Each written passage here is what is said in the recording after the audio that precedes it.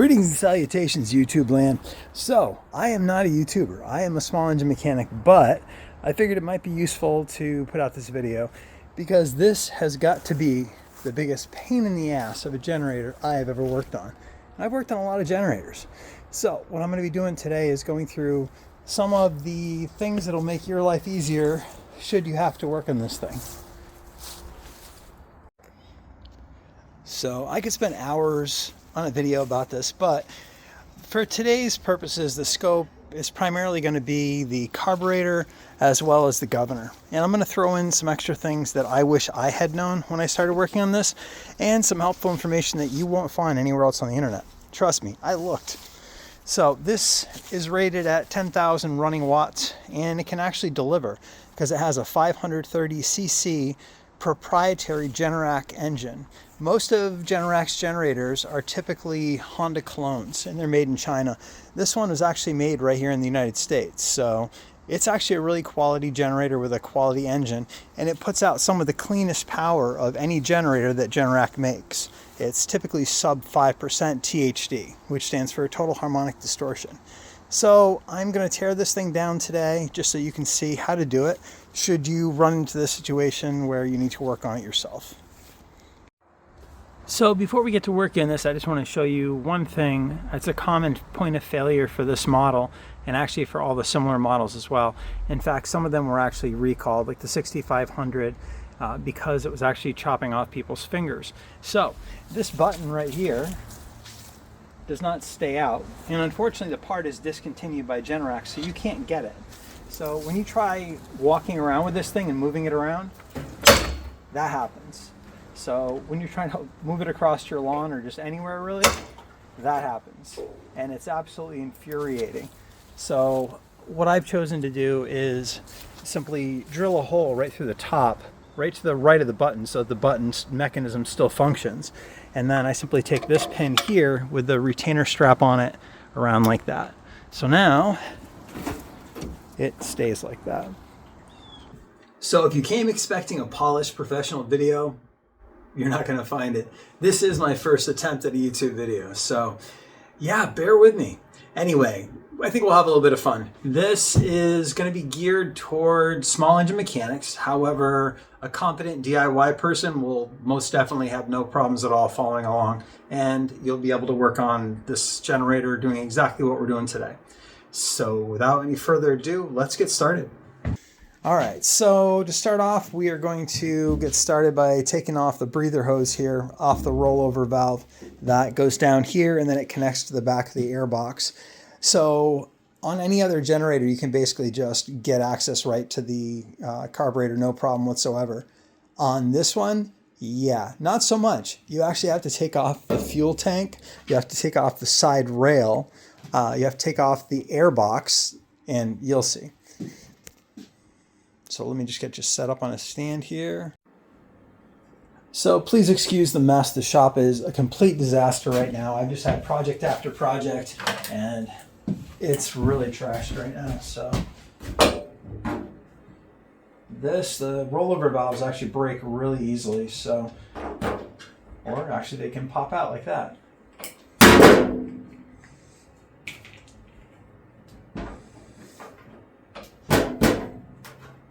So, hose is free. All right, next you want to grab a 5mm hex, and that is not it. It's already on here. All right, so this will take off the rail.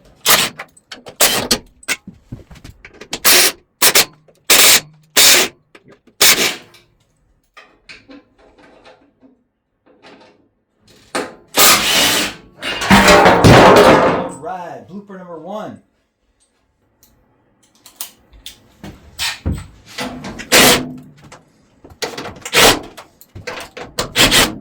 This one does not want to come out. We'll have to revisit that in a moment. And because the handle is actually the regular ratchet for these.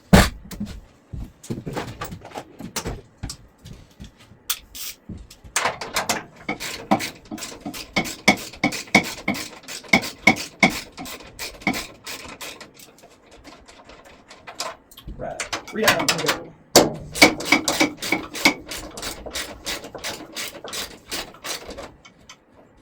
2.5. We saw that one didn't want to come out.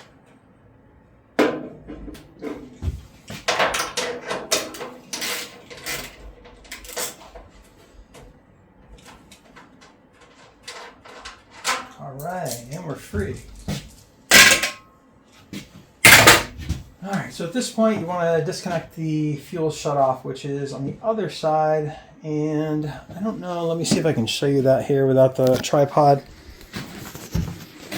All right, so over here, it normally has a fuel shutoff that goes right here. However, they break really easily, and by break I mean they just start pissing out fuel all over the place and not doing their jobs. So I just put a regular fuel shutoff here. This is a Stens brand. It's one of the few that actually do their job, so that's it. So I keep mine down here rather than up through here. All right, so this is the side that's coming down from the tank. This is the side that's going to the carb. So just slide this back.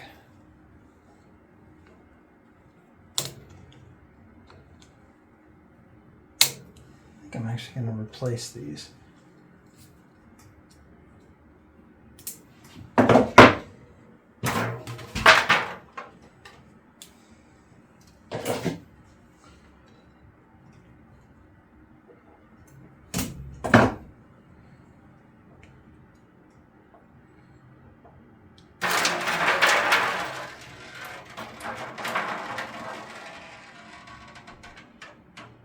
Now, if my shop wasn't a mess and I was somewhat organized, I would actually be able to find the little plug that I put in here, so I wouldn't be leaking gas all over the place. So, all right, so now, oh, there's a little residual gas in it.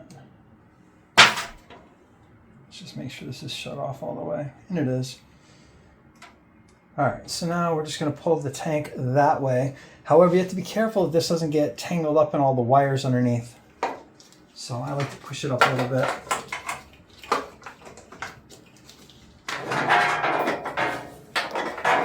Now, we just recently had a big windstorm, so unfortunately, I actually just put like 7 gallons of the 10-gallon capacity in this tank, so it's going to be a little bit heavy. All right. Just bring you up a little bit here.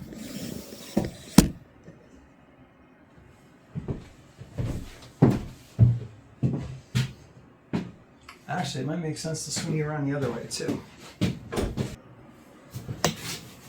All right, let's continue. So we want to get the breather hose the rest of the way out. It does go through the bushing or the grommet here in the tank. Putting it back in a little bit of oil helps get it back through that bushing. Just put this off to the side for now. All right, now we should be free to pull this out. Again, you have to guide the fuel line out so it doesn't get hung up on things on the other side.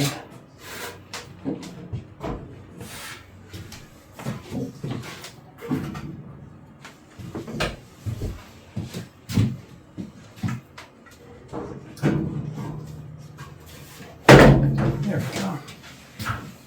Let's check on that fuel line. All right, fuel line's doing okay.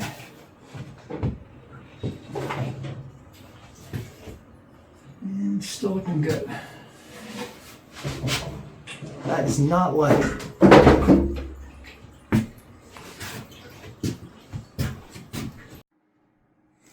All right, so without that rail and the tank, we actually have access to the generator now, or I should say the carburetor and the airbox, which is really where we're going to focus on today.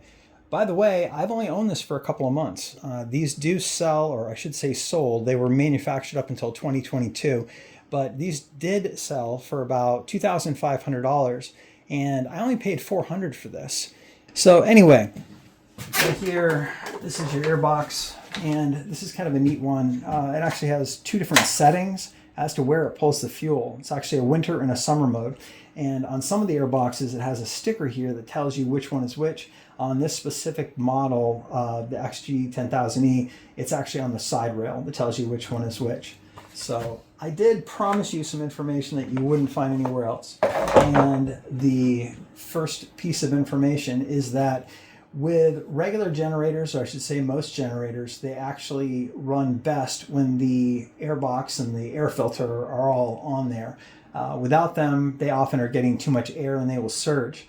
This generator isn't like that. It actually has more power and it retains more of its engine speed when the airbox and the filter are off. Obviously, you don't want to run it that way, but the reason I bring this up is because when you're trying to tune this and get the governor where you want it to be and the engine speed where you want it to be, it's a complete pain in the butt, because once you put the air filter and the airbox back together, back onto the carb, it completely changes everything.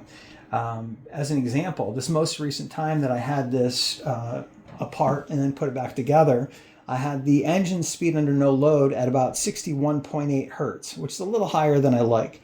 But it's because I've been struggling with keeping the engine speed under full load above, I really want it 58 or above, but on this, it's just keeping it above 57. So we'll go into that a little bit more in a bit, but where I was going with this is that once the airbox went back on, I went from a no load hertz of 61.9 and then a full load of 10,000 watts. It was only getting down to 59. So I thought everything was perfect.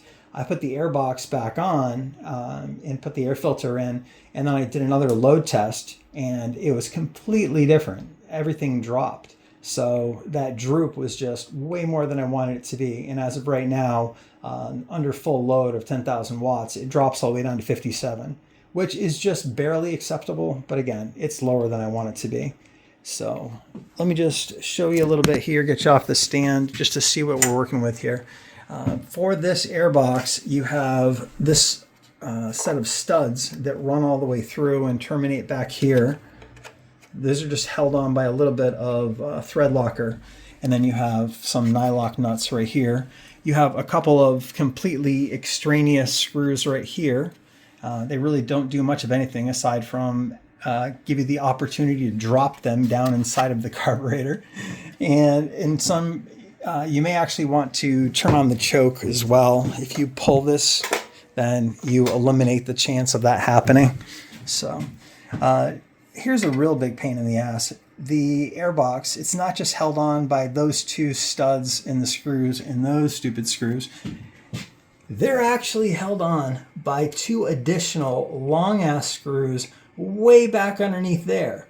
So in order to get to that, you have to navigate all this nonsense. And I don't know if you can see it or not, but they're way back there. So you have to try to get a long Phillips screwdriver between all that governor linkage.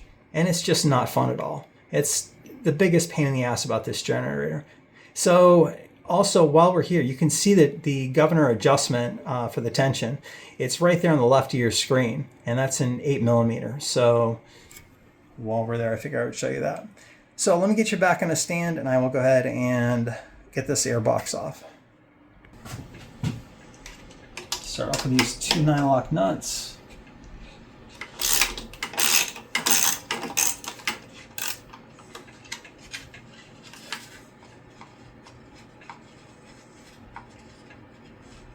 And this is the part where you drop them down inside.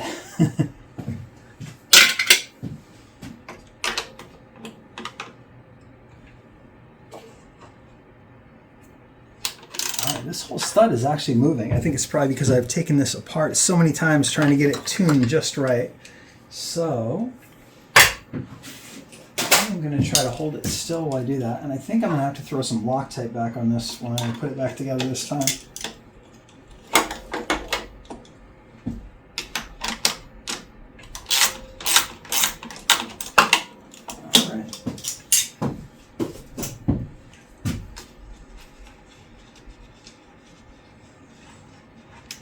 Let's see if I can drop this nut.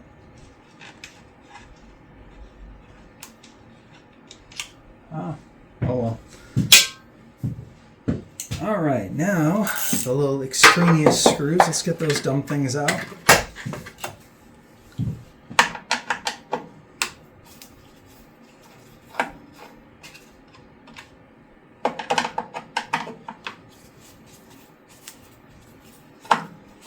By the way, that breather hose that we removed from the gas tank before, it actually connects, it's right here, it connects to this little barb at the back of the airbox.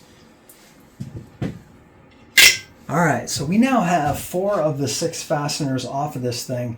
Now we have to try to get the stupid screws that go all the way through the carburetor and that you can't really get to out of here in order to get it. So unfortunately I can't really show you that without removing more of this rear rail here. So I think at this point I'll just struggle and allow you to watch me struggle.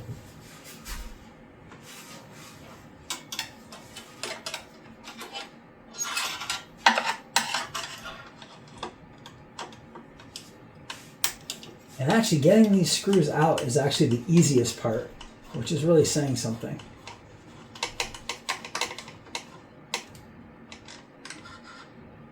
Alright, so here's where the magnet on the stick comes in. Let's see if you can get these stupid things out.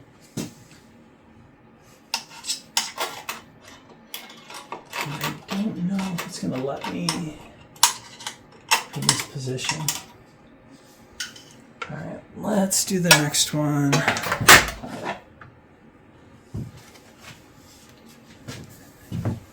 This is the worst part about the whole thing, is dealing with the airbox.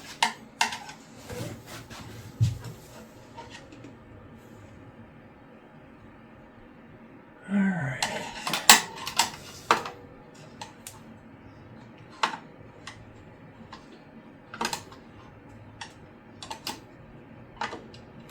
Alright, I finally got onto the screw head.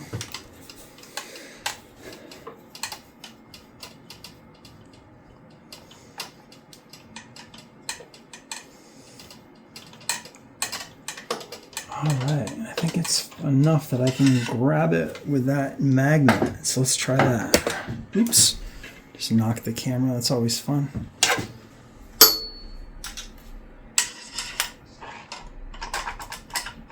See, you can't get the screws all the way out because they're hitting the governor linkage. So, yeah. Alright, I think I have them as far as I can. Let's see if we can slide the airbox up and off.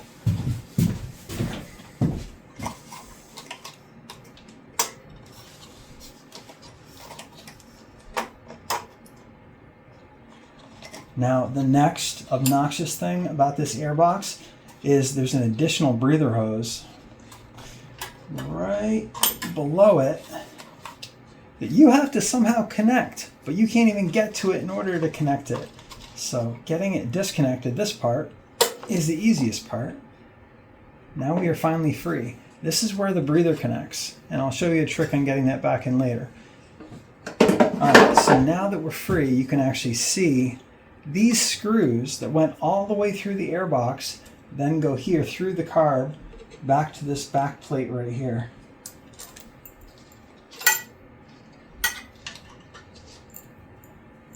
Awful.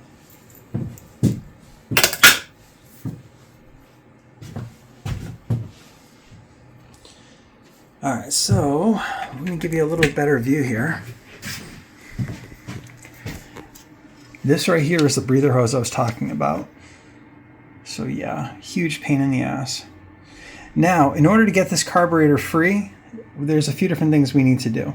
The first, of course, is getting the fuel line off of there. We can slide that back, not a big deal. Then there's 2 different linkages that connect. On the right side here, we have the governor / throttle linkage, and then you have the anti-surge spring. That connects to this little nipple on the side here. Now, on the other side, let me get you in over here. How well you'll be able to see this. This is the choke mechanism. So we have another linkage right here at the bottom. As you can see, it's opening those plates.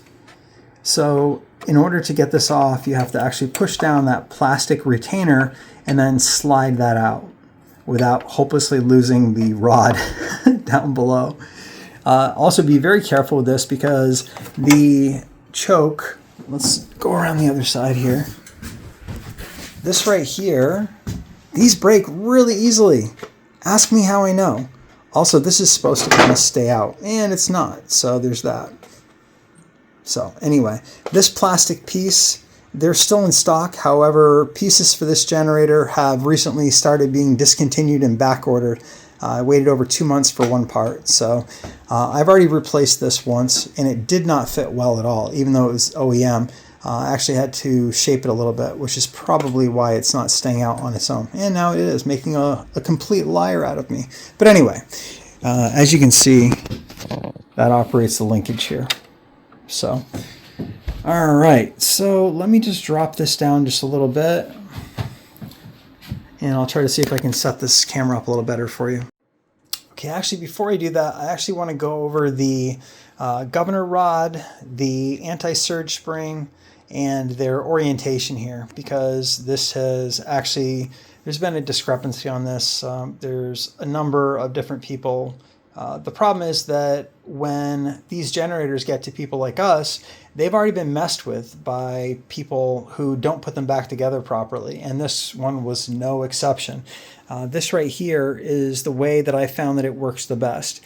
Now I've seen other people post pictures and videos in small engine groups, and they actually were finding these as two separate pieces where the spring was not around the governor rod. They were seeing this with this bend. I don't know how well you can see that, with actually on the other end closer to there. And then as far as the anti-surge spring, there is a short end and there's a long end, and you'll be able to see that better when I actually remove this bracket here. Anyway, this is the orientation I found that works perfectly. I'm not 100% sure if this is exactly how it came from the manufacturer, but it actually works the best. If you have this with this bend, with the whole thing up, it'll actually drag, the spring drags on the bottom of the airbox. And if you have it in the off to the side too far that way, then you actually run into a situation where the anti-surge spring kind of catches from time to time on that linkage right there. So for right now, let me get you back in the stand. We'll pop off this linkage. We'll take off this plate. We'll take off that not starter solenoid, the fuel solenoid for the bottom of the carburetor, and we'll also get that choke linkage off as well. All right, so let's actually get this fuel hose off here. I'm probably going to be in the way of the camera, but... And these are awesome. I actually have specific hose clamp pliers specifically designed for taking this off, but these actually work better.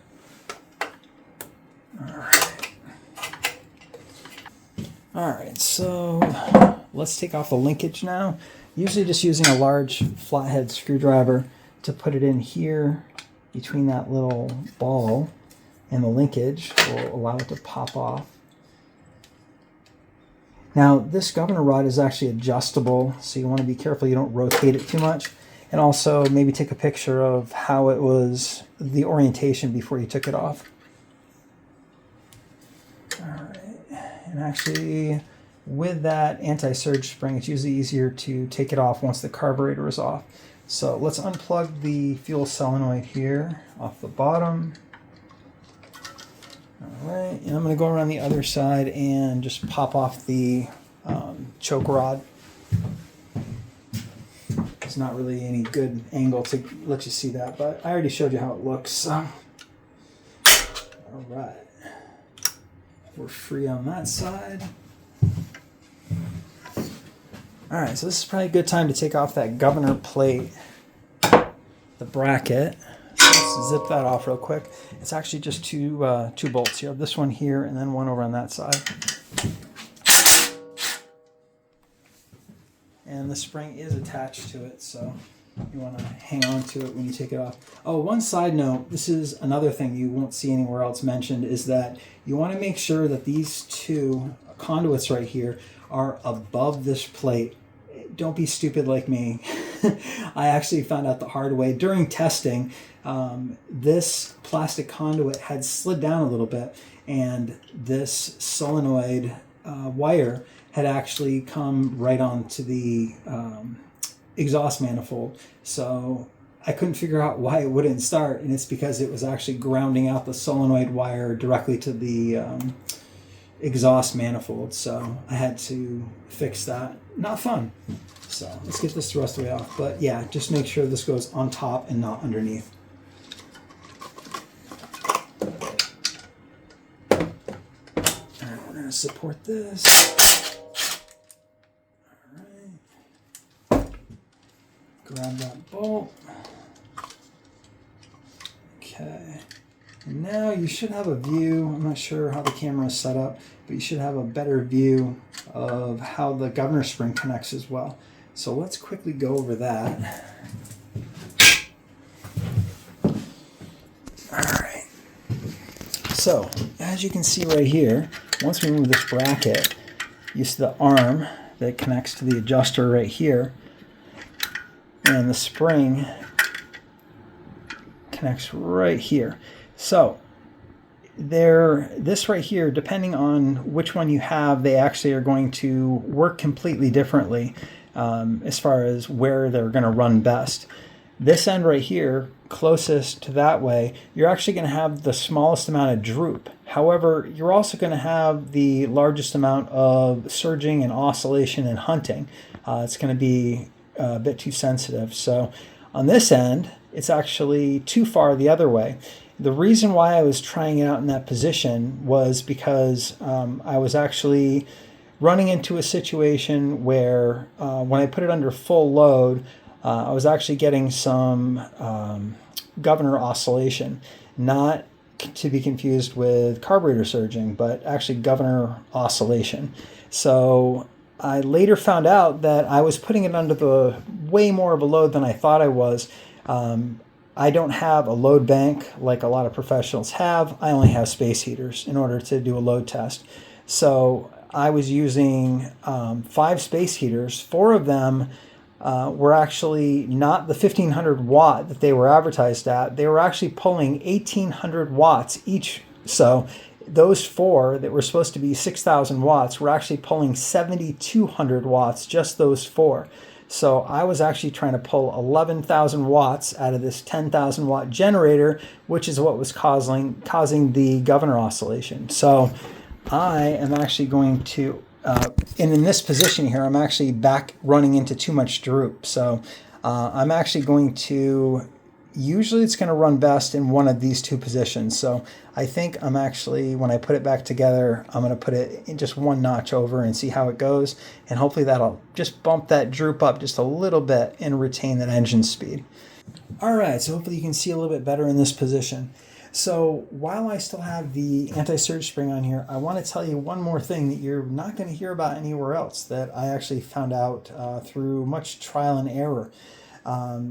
So as I said, I've been fighting with getting the engine speed where I wanted it. And at the beginning, I couldn't even get it up to 61.5. It was a max of around 60.8, which is not where I wanted it to be.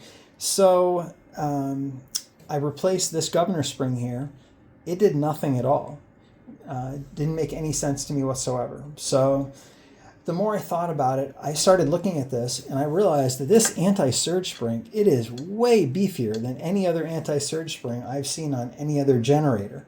So I started to think, you know what, this thing is actually pulling on this governor arm and it's assisting that governor. So I said, you know what, I replaced that, it didn't do anything, let's replace this. Sure enough, that anti-surge spring, after replacing that, it bumped the no load speed up almost 1.5 hertz, and the droop it brought it up about 1.5 to 2 hertz. So if you're running into a situation where you're having difficulty getting the droop for the engine speed to be where you want it to be, then just try changing out this anti-surge spring. I didn't think it would work. It worked. So let's get this governor rod the rest of the way off here without messing up the anti-surge spring.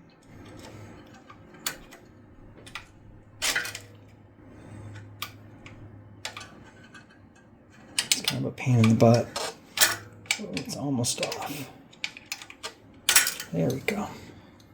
Okay. Take that right out. All right, and now we can take the governor spring off of that arm.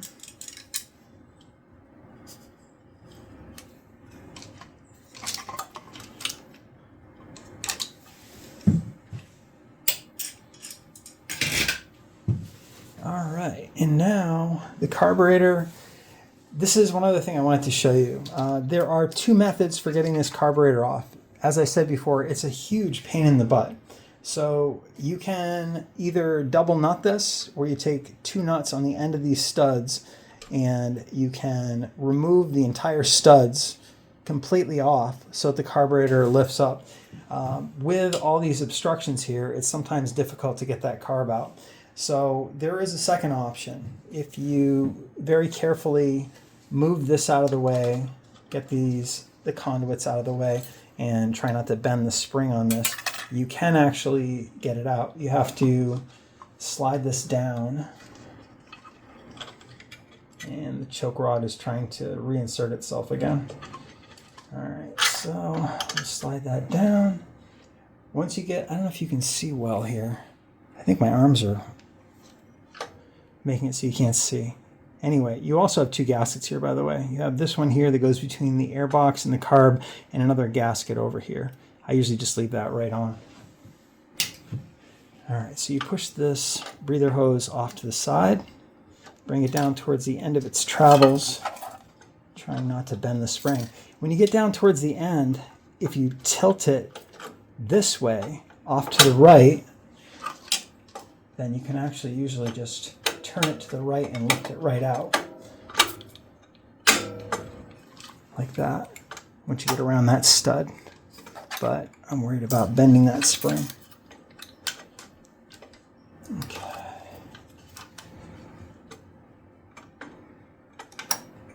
All right, so in this case, this stud actually moved on me when I was taking it out, so you also have to be careful of the solenoid on the bottom. Oh, it's almost off, but that stud is just sticking out a little bit too far. All right, so let's put the stud back to where it goes.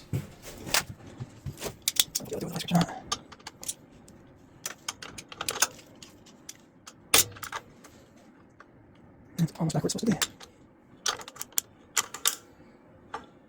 If this threaded rod hasn't moved, then you actually can just pull the carb right out. You normally have to go through all this if you get it in the right angle on the way out.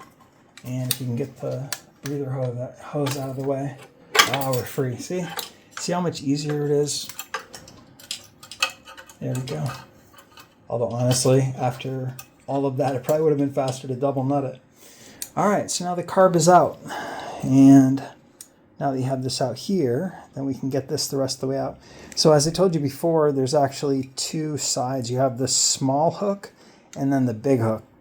And I'm not sure exactly how it's supposed to be from the factory. However, I found that it performs the best with this little bit of a hook hooked up to the carburetor and then the big hook hooked up to the actual governor arm. All right, so now that we have all that out, you can actually have a pretty good look at how everything works. This is where that governor bracket was, just like that. And here is the adjuster right here. And as you can see, it moves that arm in the middle over when you adjust it.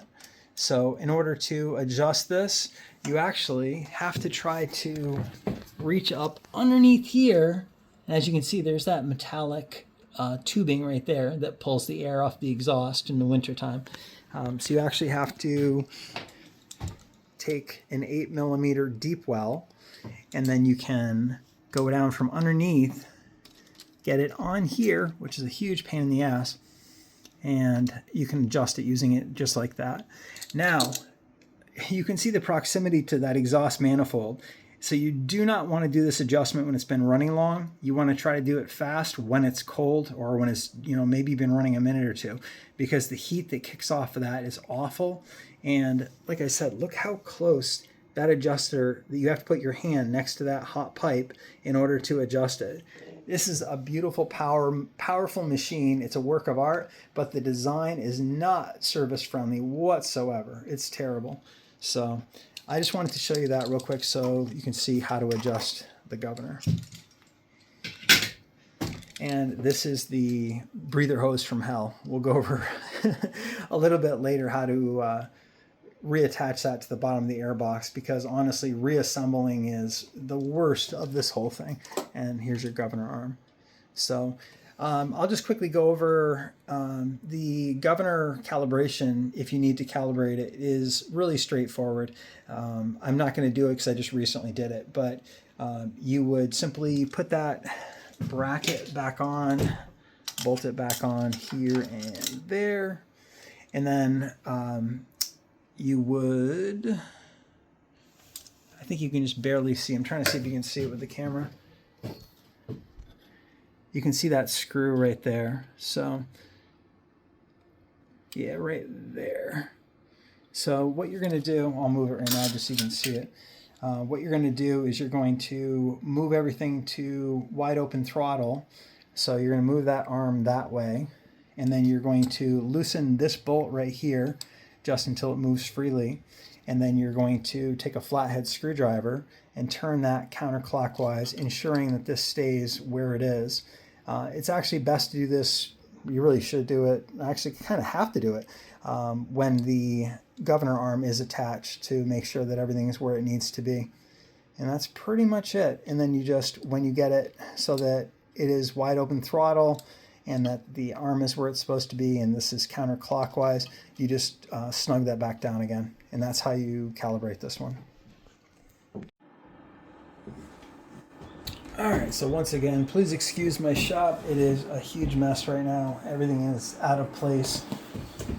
Alright, so if you remember earlier, I told you about that tool, the U-head, aka spanner tool, and that is for this right here. The pilot jets in this that you most definitely want to clean are actually hidden underneath this right here. So you put it like that, and you turn it. So if you don't have one of these tools, or if you don't want to get one of these tools, all you really need to do is just, like I said, you take a screwdriver that you don't like, cut a notch in it, and you have a spanner screwdriver. Or you can muckle onto it with some vice grips if you want. That would work as well. And just pull it out that way. Whatever you like to do. Alright, so these are just Honda style pilot jets. And there, it is a double barrel carburetor, obviously, because it's a two-cylinder. So as with any of these, what you're going to want to be looking for, you're going to want to inspect to make sure these O-rings are both in good condition. And they are. These are in good shape. You're going to clean this out right here. And hang on a sec. These are actually, this one's too small for your regular standard carburetor cleaning tools like this. So hang on a second, let me grab a little wire. Alright, so as I mentioned before, if you have these, this actually can work really well also. The micro drill bit set, you can use the smaller ones until you find the one that fits the best. Now, as a word of caution, please learn from my mistake. I was a little bit overzealous the first time that I cleaned this one, and actually had to replace these pilot jets because it was running like crap after I cleaned it, because I opened this up too much and I wasn't even using the drill bits. I was using a regular tiny wire, but I went way too hard with it and I ended up opening it up rather than cleaning it. So I actually had to replace these. So be really careful when you clean them.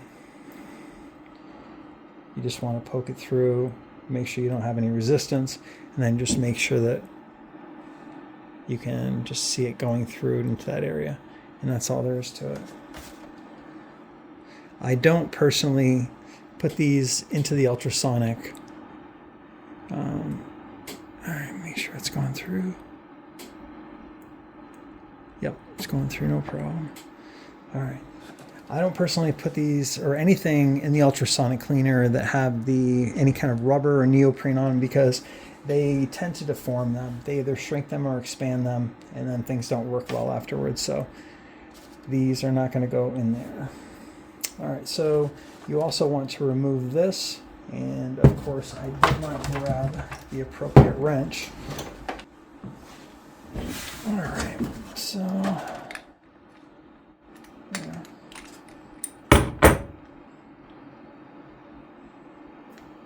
Well, thought I had it, must have slipped off it.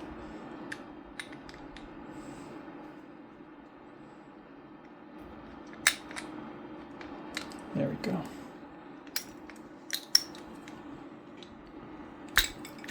All right, broke it free.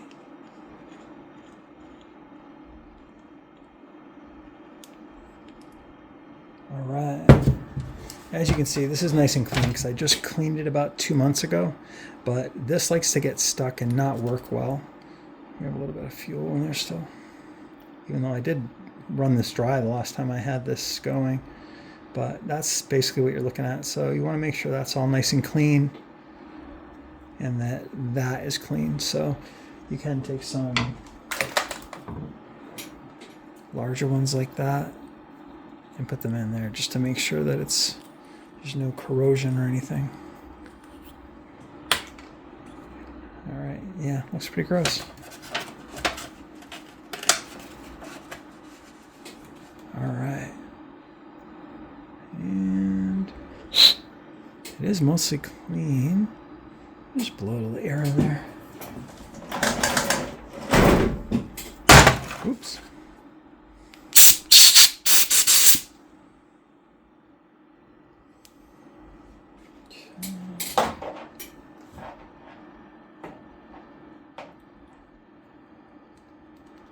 Alright, you just want to make sure that's moving freely, and it is. So, as I said, its default position is out like that, so it actually pulls it back in to allow fuel through once you give it power. So when you turn the on switch on and start cranking it, it'll pull that back. All right, so I'll set this off to the side. Over here looks like it's a good spot. All right, so now you just have your 4 regular Phillips screws in the bottom.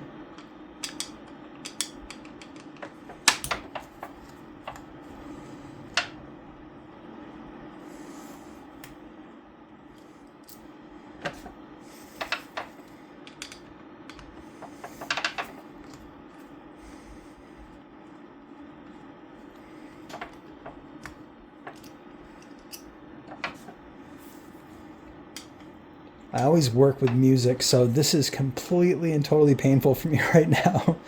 One of my buddies who does YouTube told me that they actually will take down your video if you have music playing because it's a copyright infringement, so I am suffering through this with no music. Oops.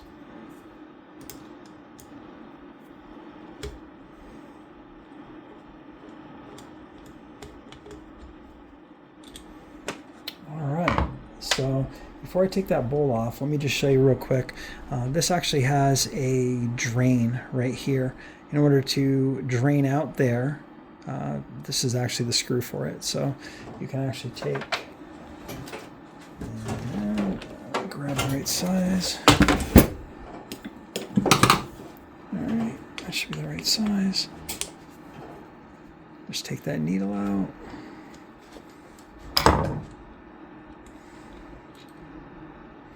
And yeah, you just want to check and make sure it's in good shape. It is a little dirty though. Maybe I will blow a little carb cleaner through this. All right, so yeah.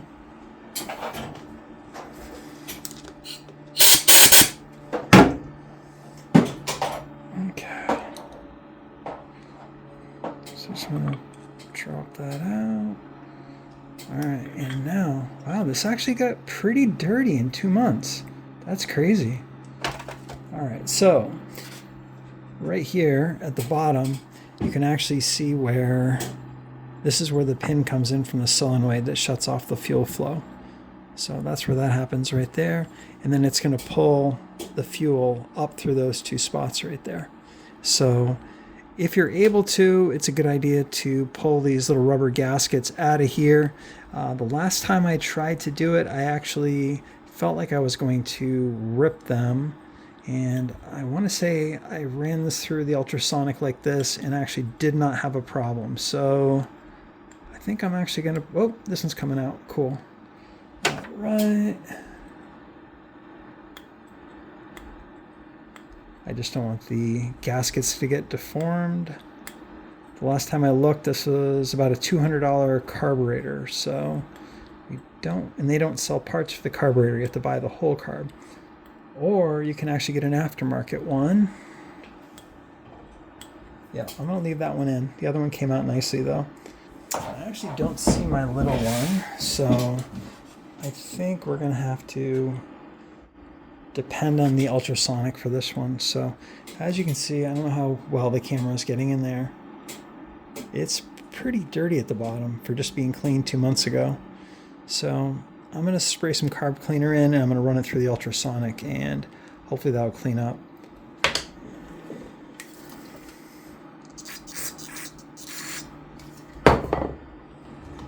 I don't think I'm going to be able to do much with this.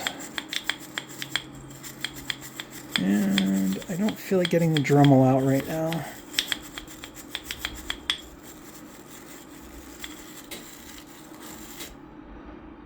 Alright, so I think we're going to be depending on the ultrasonic for this one.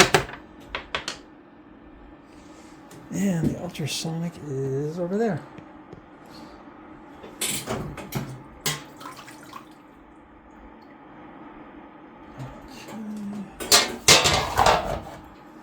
So let's drop that in there.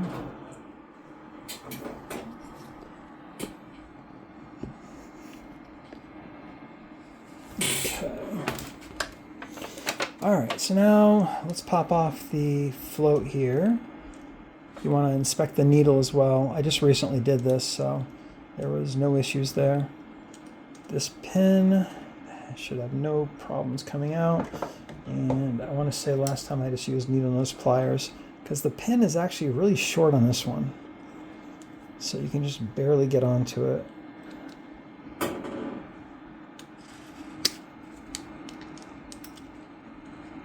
There you go, there's our pin.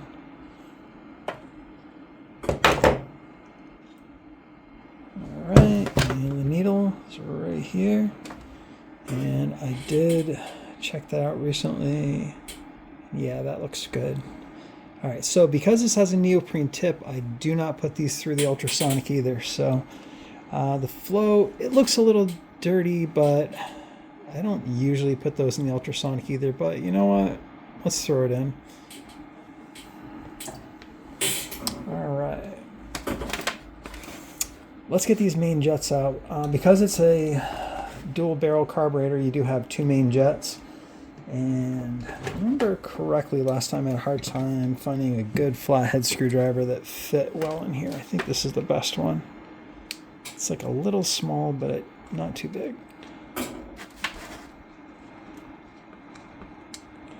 And one of these jets is a pain in the ass to get out last time. I don't know why.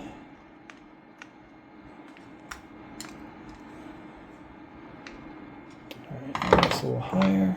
Let's get the bigger one on it. This might have been the one that was fighting me last time. It's like I almost wanted to tap out the threads. They're just a pain in the butt.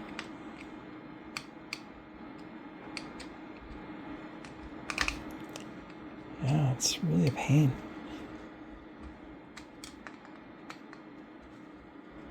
Yeah, it does not want to come out easily.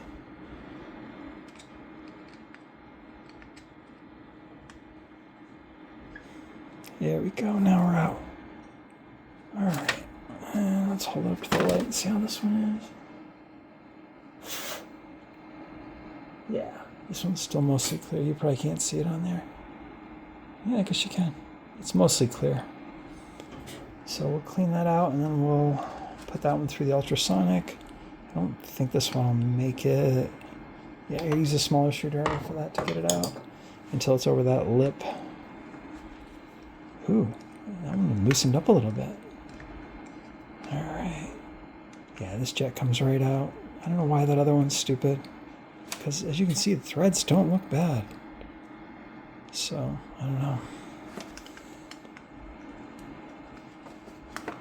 Okay. Just take a wire brush to that real quick, to the other one. Oops, runaway jet.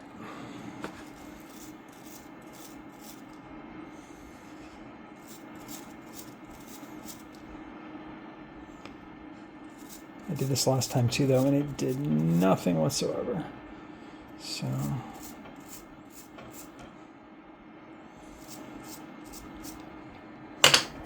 alright, so we will put that off this side. Let's get that needle out of the way, and of course I'm bumping the camera, so hopefully you're not getting seasick over here. Just put a little bit of carb cleaner through the main jet.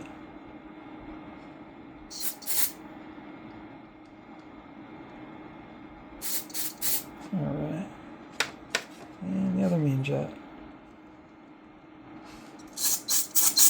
Alright, so it's coming through nicely. And like I said before, you can either use the micro drill bits, but I'm a little bit gun shy in this one after messing up the jets last time, so let's just go with some small files here. I'm just going to make sure there's no obstructions there. Yeah, we're good. Okay. Alright, so let me just find a little T-ball to put the little stuff in. And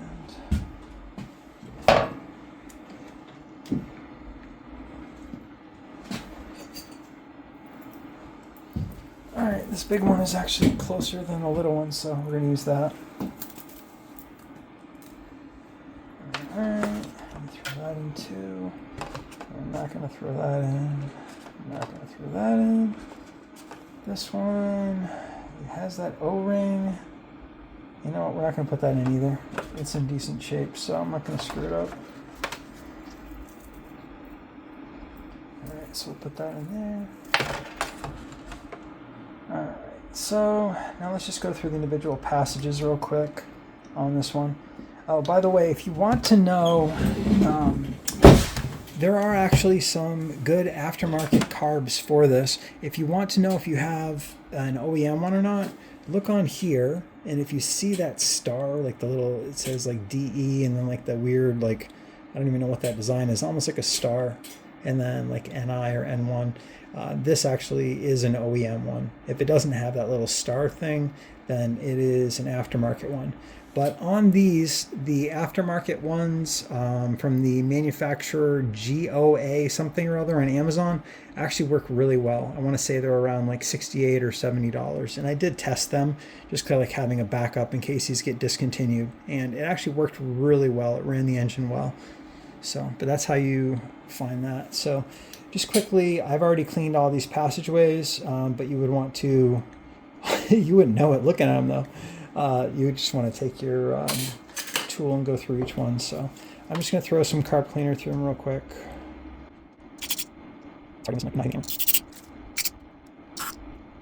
Right, and let's do it as well. All right, cool. Oh, by the way, while we're here, if you look at this, these are actually the needles that were broken off by the factory for the pilot jets, for the adjustment, for the metering. So they actually break off the jets and they put a cap over this here, or they break off the needles rather. And that is actually kind of a neat thing with the aftermarket ones, is that they don't do that. These plugs aren't there and the needles are not broken off. So you actually have access to fine tune them if you ever need to. Although this, when it's clean, it runs it very, very well. And it really didn't need that anyway. So, but just something to know. All right, so the last one that you want to get is right above the throttle plate. You'll see a couple of, I don't know if you can see them on the camera or not. You have a couple little passageways there, and you just want to make sure those are clear. These really should be, because I already did this before.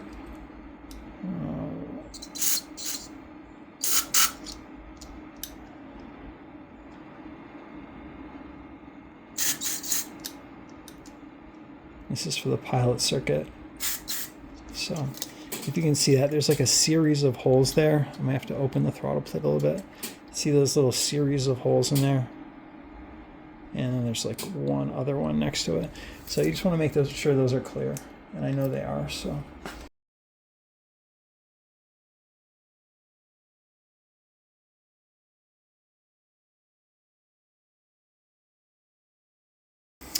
All right, so let me just throw this in the ultrasonic. I usually do 60 degrees Celsius. All right. This tripod does not pan down enough, so unfortunately you're not really going to be able to see it. So, but that's pretty much it.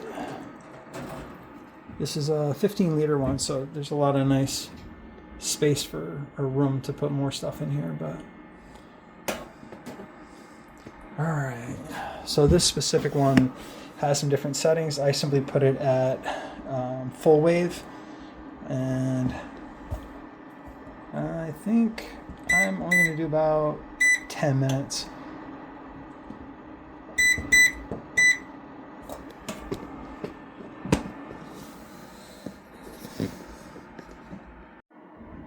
Alright, so the tripod is kind of rigged up here, so one of two things is going to happen. Either it's going to vibrate like hell and you're not going to see any kind of footage, or the camera is going to fall in the water. So either way, it should be entertaining to see what happens. Alright, so let's put the little stuff in. And I don't know if I'm going to hook it on this thing. I guess I will. Alright, so let's give it about 10 minutes.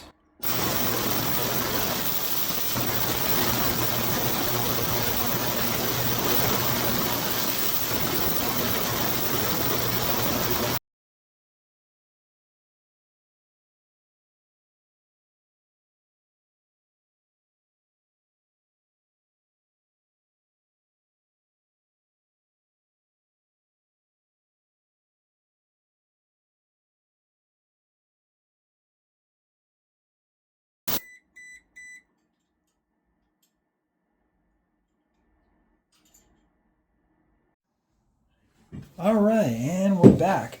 So a couple quick things. I added some ultrasonic solution once I get going there. I like to use the mean green.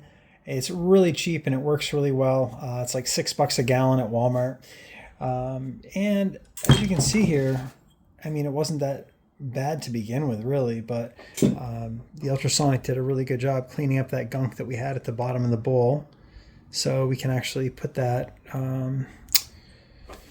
gasket back in there.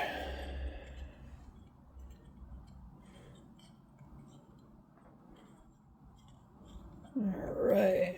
And it really did not swell up this gasket that much at all. And it didn't shrink it, so that's a good thing. All right, and the carb body actually already looked pretty clean, but it's definitely clean now.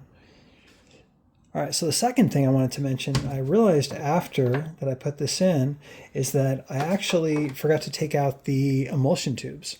So the emulsion tubes actually go right in the middle, right underneath the jets, and they usually can be coaxed out fairly easily. So I'm just going to quickly clean these up.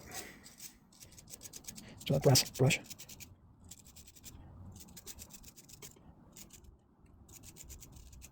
Make sure they're clear. Okay, let's do this one.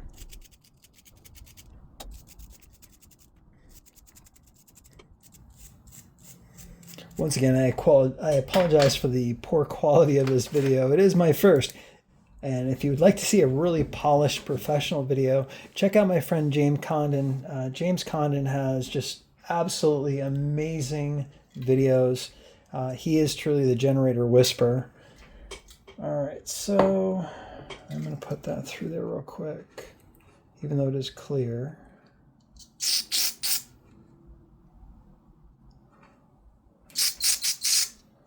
All right, and let's put one of these smaller ones through as well.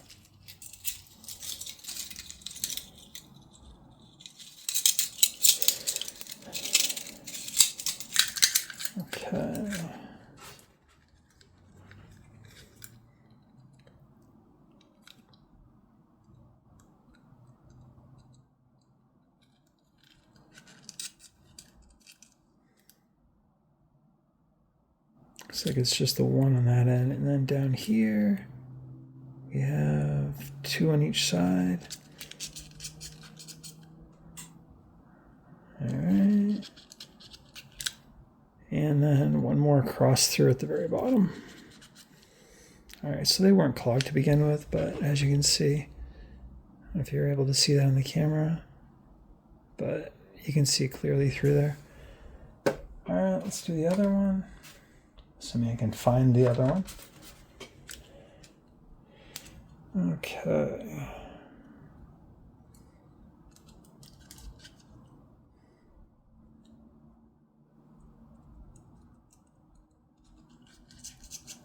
All right, yeah, that's fine. That one's fine. That one also is fine, and the last one at the bottom. Yeah, we're in good shape. All right, so let's pop those back in.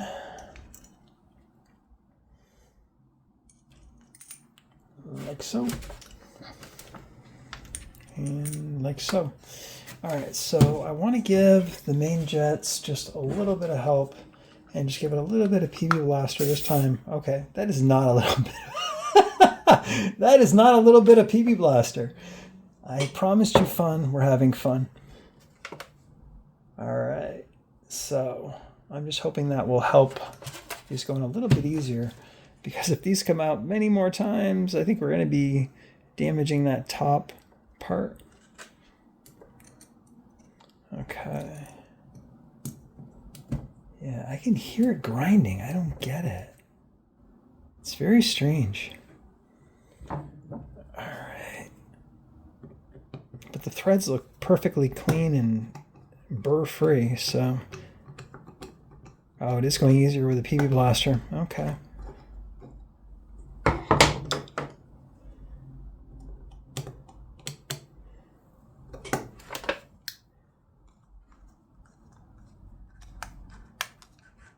Alright, snug it down.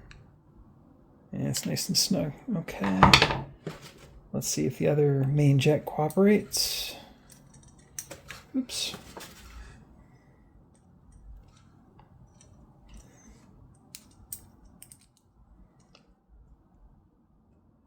Yeah, this one feels like it's dragging a little at the top too.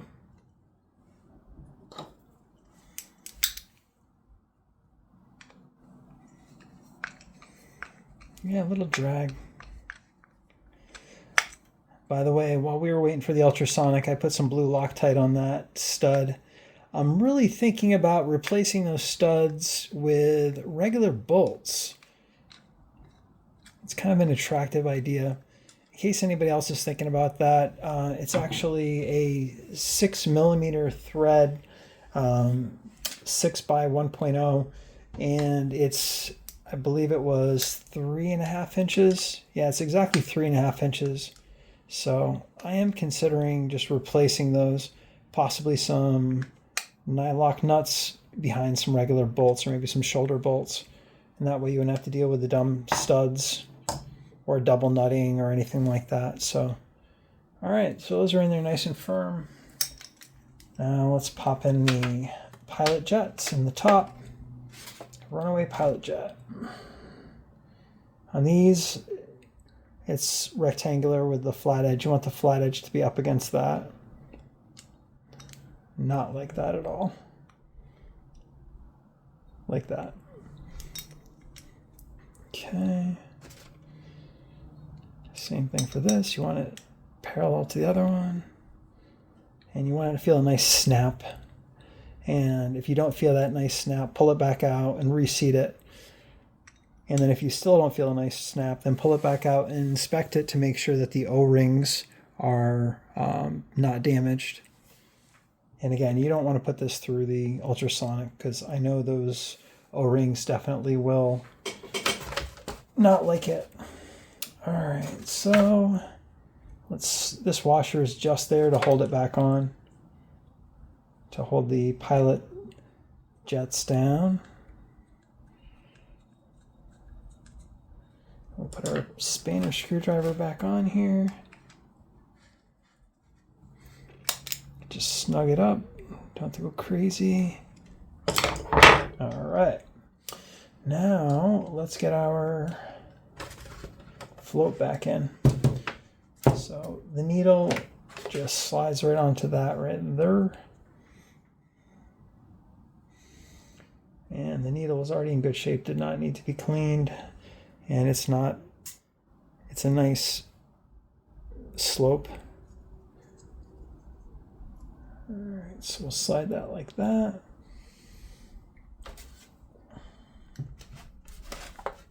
And of course the needle was not cooperating, it fell right off.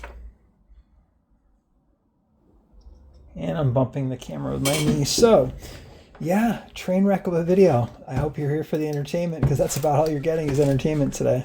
And the needle fell off again. So here's what I want to know. Should I edit all these out or should I leave all these in? Because I kind of think it's better than the video itself. All right, so we're back on there.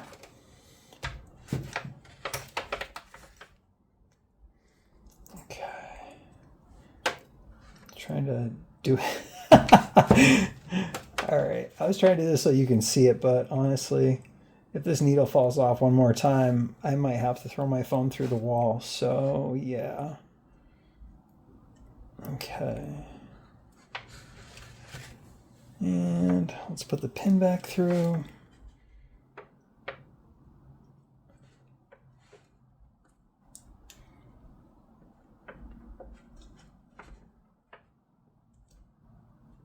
Okay. All right, feels like it's working well. See, as you can see, that the pins do not stick past the edge like at all. So it's kind of a pain to get it out. That's why I usually poke it through on one side. All right, let's make sure that it is in fact holding pressure here. I'm just gonna blow on the end and just make sure that it's actually holding it back when it's like that. Yep, it's working well, which makes sense because it was working well before. Okay, so we have our gaskets back in place. All right, so this goes on the top like that, and in the orientation that you have the choke that way, excuse me, the choke goes that way. There we go. There's your choke plates, that's your throttle plates back there, and that's your throttle over there. So from that direction like that, you want your solenoid to point that way. So in fact, let's get that in while we're thinking about it here.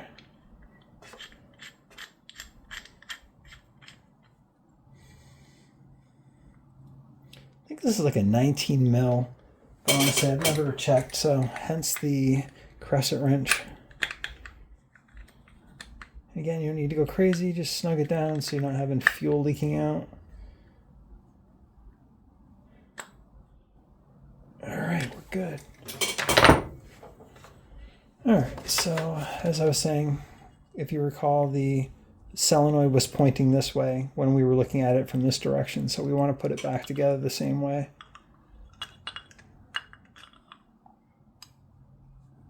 And there are locator pins in here as well. There we go. All right, so let's throw the screws back in.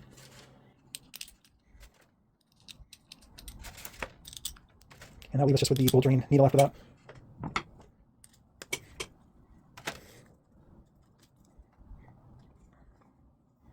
Please let me know if it's worth making any more of these videos, because I'm just making this one just because this is such a pain in the ass. So I'm hoping people will find this useful. So if this really is a horrible train wreck, just please write it in the comments. Let me know. I'm thinking probably about 3 or 4 people only see this video anyway, but if you can let me know, it would be useful.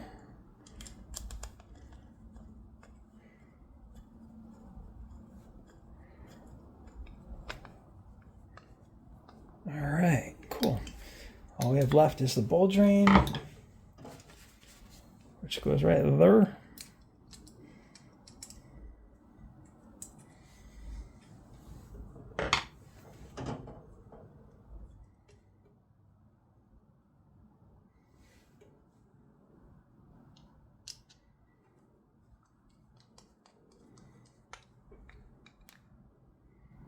All right, one carburetor back together.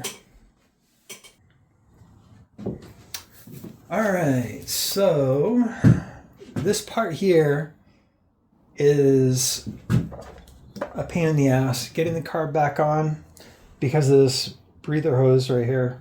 And then getting the airbox on is the absolute worst. So I managed to rip the gasket right here when I was putting that Loctite on the studs, but it actually came out nice. It's already setting up nicely. It won't move anymore. So I think we're in good shape. So, all right, let's start reattaching what we have here. We're going to slide this on, and then we're going to reattach the linkages on each side, and then we'll get to the governor. So because this is on, and you don't have to have this on now, you can add that on later if you want to, but you kind of want to put it underneath that governor arm. And to get this back in, you want to start that stud first and push the breather hose over like that.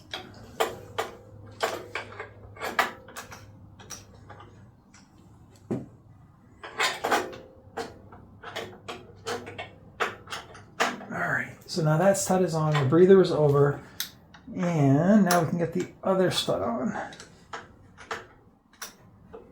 But the breather hose is fighting us on the other side, so you're going to push it back over like there. All right, now we line this stud up, and they're back in place. Now you got to hop over to the other side to make sure that you are not crunching the conduit or the choke linkage, and this should just slide right back. Now that the breather hose is getting pushed off to the side. All right, success. So first thing we will do is plug the solenoid back in. There you go. So we don't forget it. All right, solenoid is plugged in. Let me come back around. Okay. So I guess let's do the linkages next. So I might as well do the choke one. And you already saw how that goes together, so you're not missing much over here.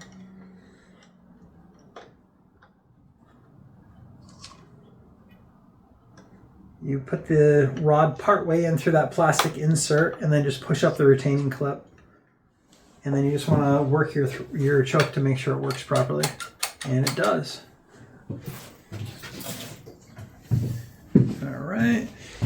Now, we already went over how the rod and also the anti-surge spring work. So you want to refer back to the picture that you took or this video and just check and see and make sure that everything is where you want it to be. So you kind of want it down and over like that is basically how you want it. Although it seems like, yeah, this rotated just a little bit. So we want it back where it was, just like that.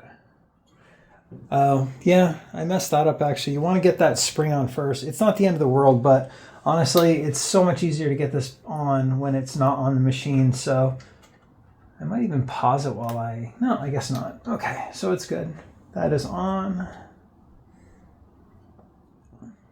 And actually, we might as well just put it on. So I will show you.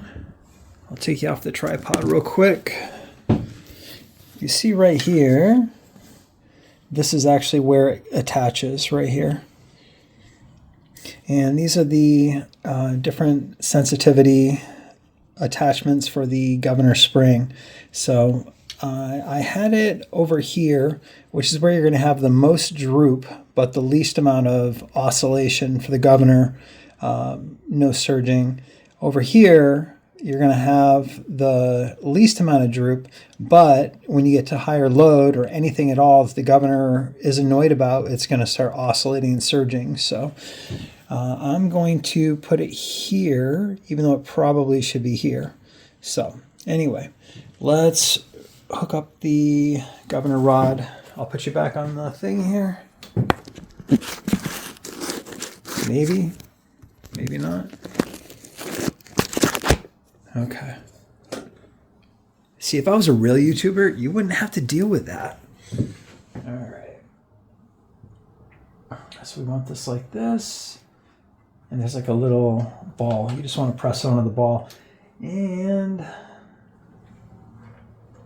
it's not going easy, so sometimes I'll use this. I just press it on.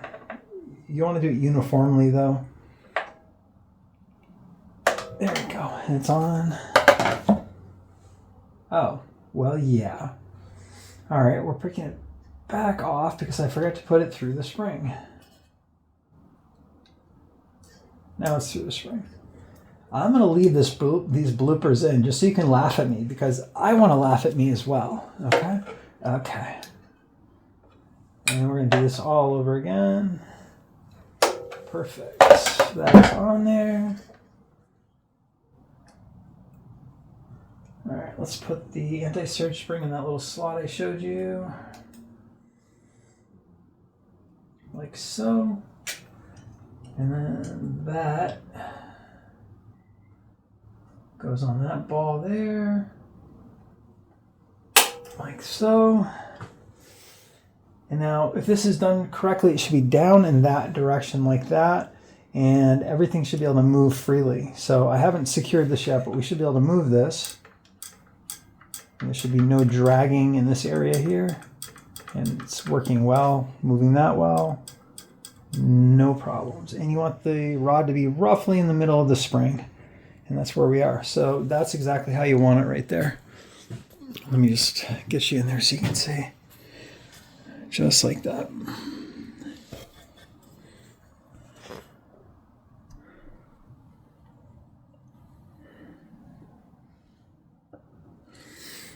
All right. Again, I apologize for the poor quality of this video. Okay, so now we want to get the governor plate back on the bracket and get the spring reconnected, but we really don't want to because getting the airbox back on is a real major pain in the ass when it's on there. So I've already done what I told you not to do earlier, which is have these things under there because you don't want them melting on the hot stuff. So all right, let's replug that in, and those should both be over there off to the side so nothing gets crispy and crunchy. All right, and it does not matter which end you put on, they are the same. So one end is going to be there, and then the other end is going to be whichever slot you want. We're going with that one. Okay.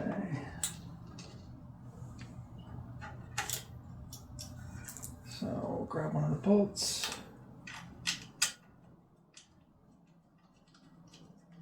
Get that started. Get the other one there.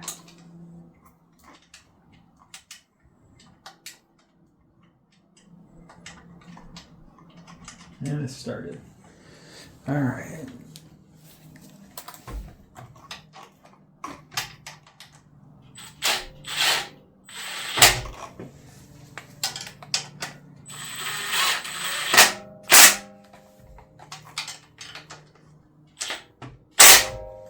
That's good enough. All right, so now as you can see, well, as you probably can't see, that's the adjustment we were talking about before, and it has some tension on it. Probably will need a little bit more now that we moved it to a different position, and that arm is going to be able to move nicely now as well with no issues. So that looks good. All right, so this is the part that really sucks. Getting the airbox back on, it's really the worst. And I'm going to show you how to make it suck slightly less so that you won't throw quite as many tools across the shop. You definitely should throw some tools though if you're doing this. All right, so we're going to put a little bit of oil. You should just put it on my fingertips like so. And then just you want to put it around here. Get that lubricated to make your life suck slightly less. And the other part, usually put on like my pinky, and then put it right inside that breather hose. Maybe a little bit more. Because this is truly an awful thing to reassemble. I know I've said that a lot, but you're going to understand if you ever have to work on one of these things. All right. So this goes like so. But here's the thing. You have to have those two holes on those two studs, and at the same time, you need to get that plastic barb into that breather hose that you can't get to when you're putting it back on there. And at the same time as you're doing all of that, you have to think, hey, I have to put these god-awful screws that go down to the bottom there, through there, back into there, but yet also through there somehow. But when it's like that, you can't get to it. So here is what you need to do. There's two steps right here that I have not seen any reference anywhere else on the internet, but it makes your life so much easier. The first thing, you need to take these things here and put them through on the bottom when you go to put it back in, just so that they're in there like that, and get them started. Because if you don't get them started and you put it into place and then you try to get it started, you can't, because you're fishing underneath here, but there's no room between the linkages that go across. So the long curved needle nose, and here is right here, you'll see there's a little rubber tab on that breather hose. Now what you want to do, this hose barely moves. There's only a little bit of give to it. So what you want to do is pull it back as far as it'll go without tearing the breather hose. And then you want to grab onto this just enough to pull it back a little more. But if you pull it back too much, then it makes it an oval shape and you won't be able to get that barb in. So it's not fun at all. This is awful. But by doing it this way and starting those bottom screws now, then your life will be less awful. Okay. I'm going to set that down for now while we get these screws started. If we can get these screws started.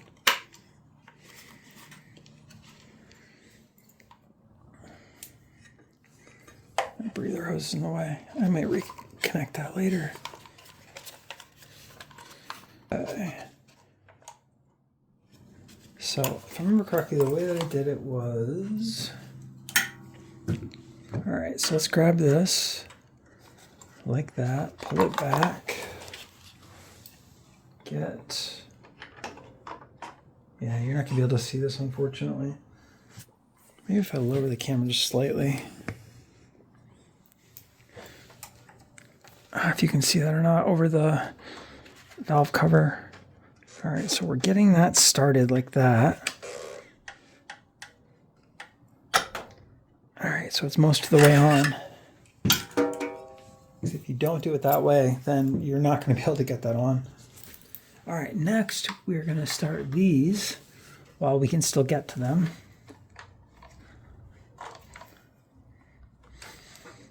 And we just want to get them in the first hole so if they're long, or drop them, whichever, you know.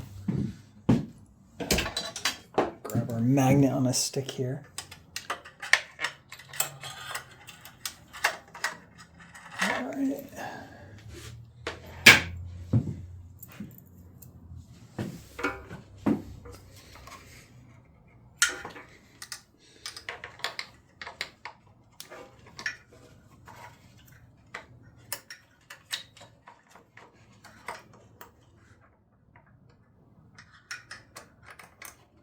Alright, there we go. As long as you can get the screws started through those holes and in that slot on the bottom, then you'll be okay.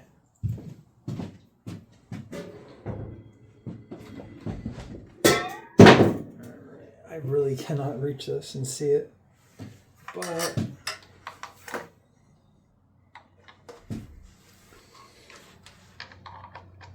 guess we're gonna do it by feel today.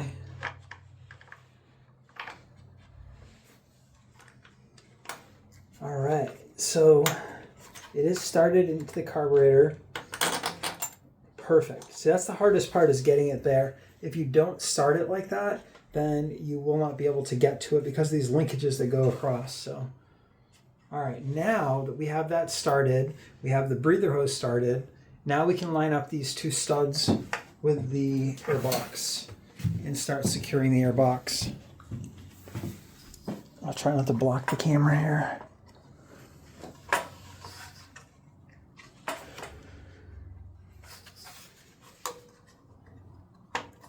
All right. I'm going to have to go back on that side. And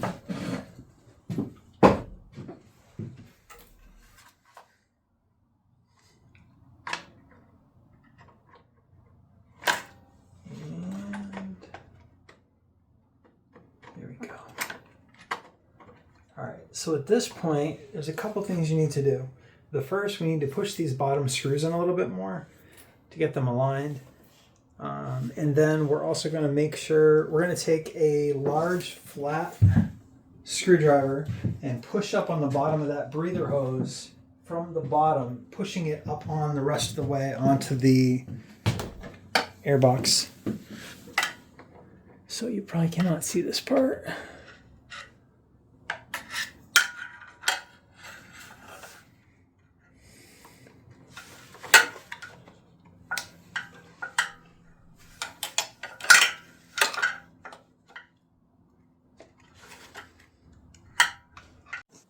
All right, so that was only about a minute, but I just couldn't get a screwdriver under that breather hose in order to push it up with the camera in the way, so I apologize for having to pause you.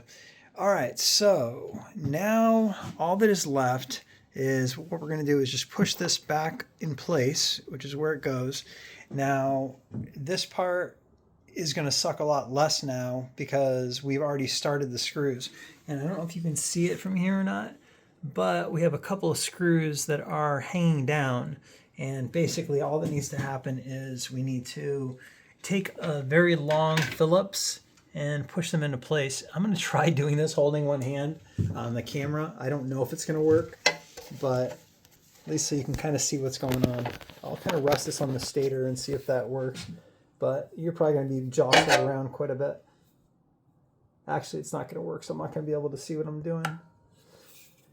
All right, let's see. Oh, maybe. All right. Screw is right there. There we go. Now, see, if we hadn't started it, we never would have been able to get to that. See all the linkage that's in the way. So we want to push that back until it threads, and I don't think we're on it yet. But let's turn it and see what happens. I don't think we're on it.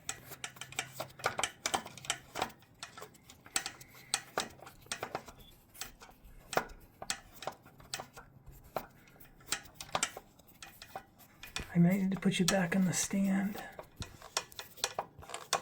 Wait, we're threading. Oh yeah.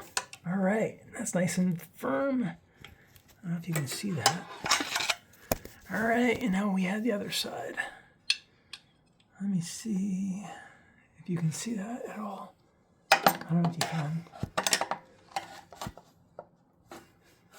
That conduit is kind of in the way, but it screws back under the conduit. So, this is so awful. This is the worst design ever. Such a cool generator, awful design. All right, let me see if I'm on the screw or not. Kind of feels like I am. Yeah, and I think you guys can actually see it too. And by you guys, I mean all 2.5 of you that are watching. And I'm off the screw.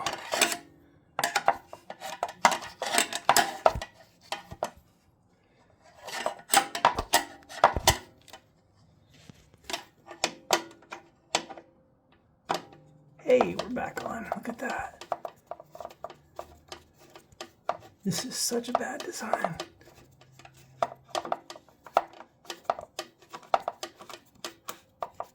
Oh yeah, we're almost there.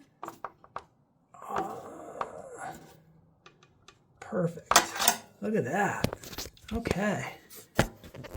So, not the most professional camera work in the world, but at least you got to see a little bit, hopefully. All right. So, now we've done the two hardest ones at the bottom. We have these two that have the studs where we have to put those nylock nuts back on, and we have the silly screws that don't need to be there. So let's do the silly screws first. All right, so it looks like we're gonna have to back those two awful screws in the bottom out just slightly so that I can get on these two right here, which is not cool. It's like, where we get from?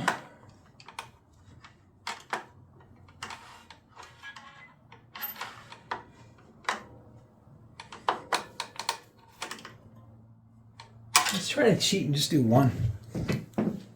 Let's see if that works. So we have just a little bit of give now. Really, I suppose I could have just loosened up the bracket, so.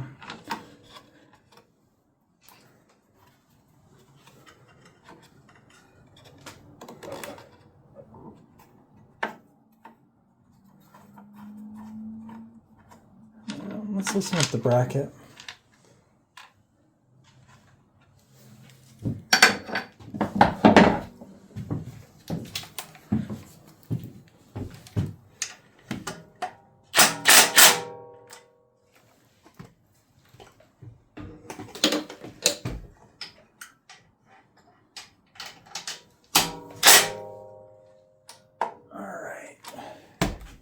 That's definitely going to be easier than loosening both those awful screws at the bottom. So let us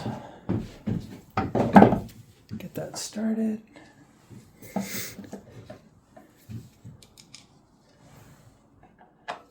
Oh yeah, line's right up now. So learn from my struggle. If yours doesn't line right up, just loosen up the bracket a bit and then tighten the bracket again.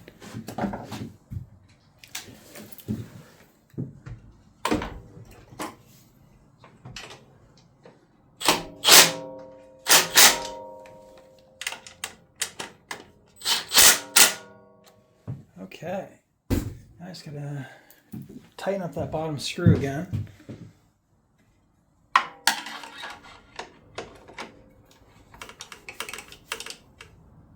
Perfect. All right, now we're just gonna put these nuts on. Now the hardest part is done at this point. Aside from the whole calibrating your governor, well, not calibrating it, but setting the run speed, the engine speed, I should say. And I'll fire it up for you. I'm not gonna do like a whole load test and everything, just because of logistics on the yard right now. Okay.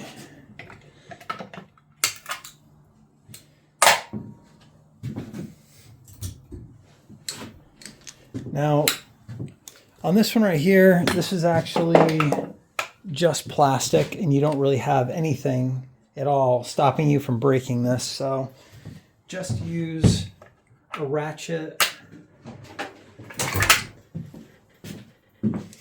with a 10 mil to tighten this up.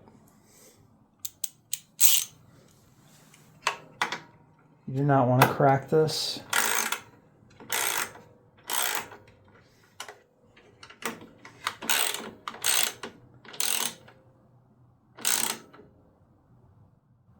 Okay. You want it good and firm so it's not going to fall out, but you don't want to break the plastic. Perfect. All right, we're in good shape.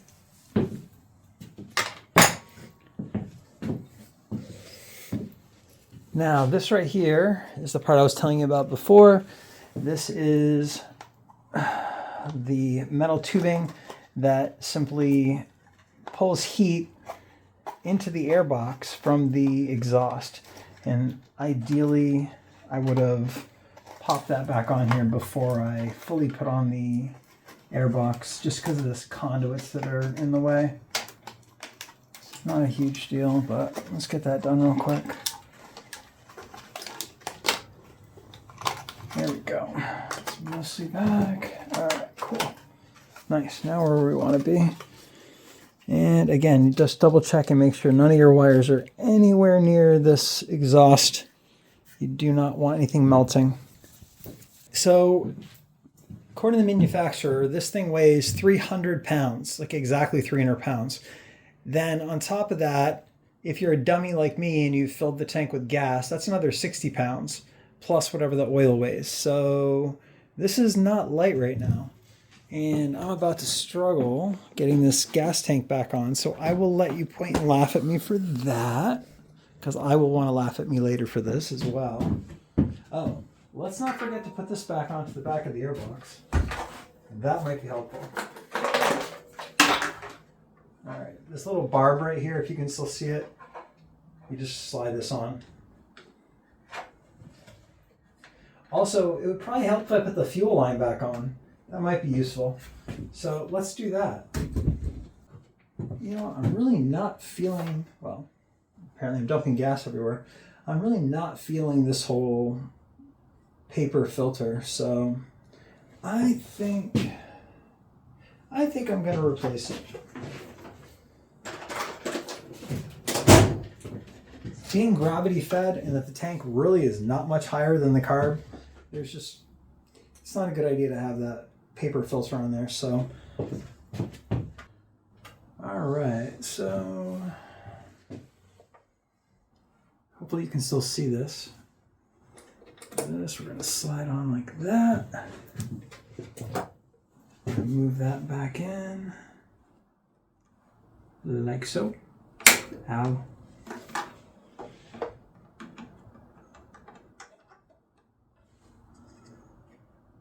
All right, perfect. I'm going to bend this over slightly, just so it's not interfering with that airbox cover.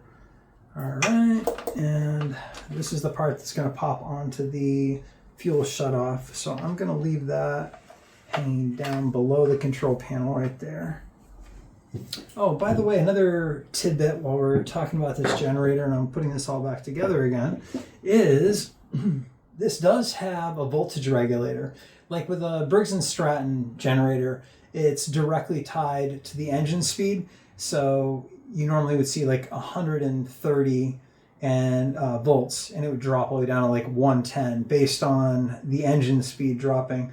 This does have a voltage regulator, but it's not a traditional AVR inside the stator, inside the generator head. It's actually up back here in the control panel, and it does have a potentiometer to adjust the voltage output, but it is actually very much tied to the engine speed. So when your engine speed drops, the voltage drops as well. So it's kind of strange. Goes like so, and make sure you're not pinching anything, and we're not. But you got to make sure this is in there right. Sometimes it's a little hard. There we go. You should feel it snap to a point where you can turn it in. All right, now we're back to the part where we have to try to get this heavy ass fuel tank back in place. So that should be fun.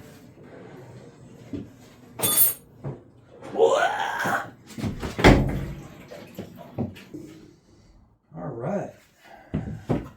So let's get this back on. And this one actually does help to get a little bit of oil on it. And I've managed to lose the oil again. There it is. All right, so I just realized, like, you can't really see what's going on with the camera the way it is. All right, hopefully that's slightly better. All right, so let's get a little bit of oil on this breather.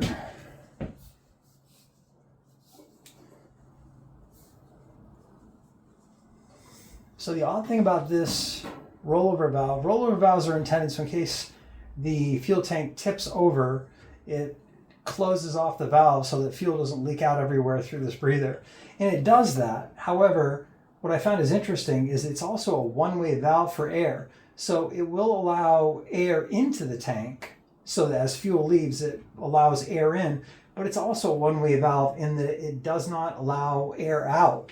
So if you are running this out in the middle of like a sunny day, you can actually build up pressure in here to a point where if you open the tank, the cap, you'll actually hear it hiss sometimes. So it's an odd thing. I suppose it's to make the environmentalists happy so you're not venting excess gas fumes, but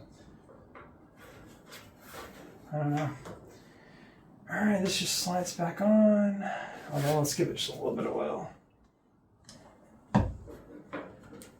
Also, another tip for this generator, we're getting a little far afield here, but this cap can be a real pain in the butt to get off sometimes. So what I like to do is just put a little fine layer of oil on that rubber, much like you do when you change the oil filter in a car to make it easy to get it off the next time. And then now you have no problems at all putting it on and off. Otherwise, it does get difficult to take off after a while. All right, let's get the tank resecured. It is just 4 bolts. So in theory, at this point, we should be 100% back together. And this thing should start. So let me clean this stuff up.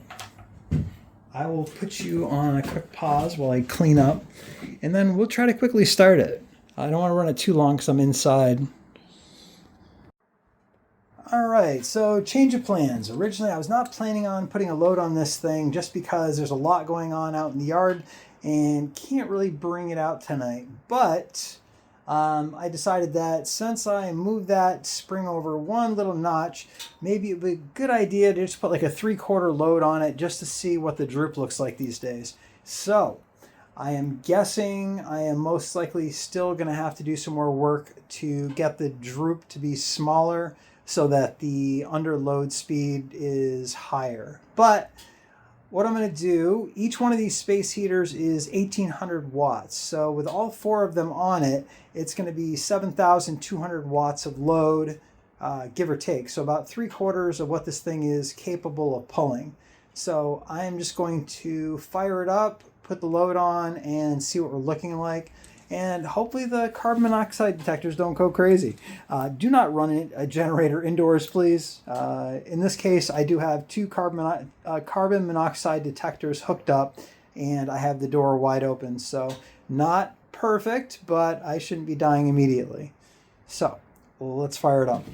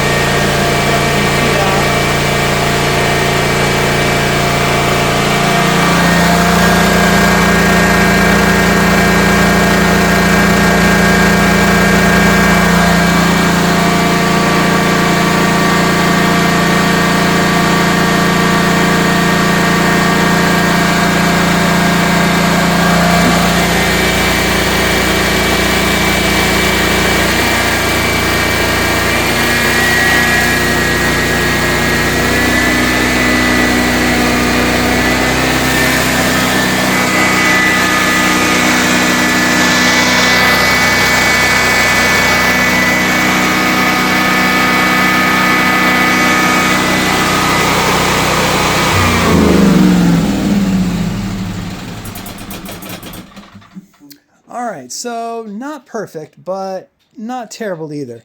So we started off at right around 62 hertz, which is a little higher than I like to have a generator run.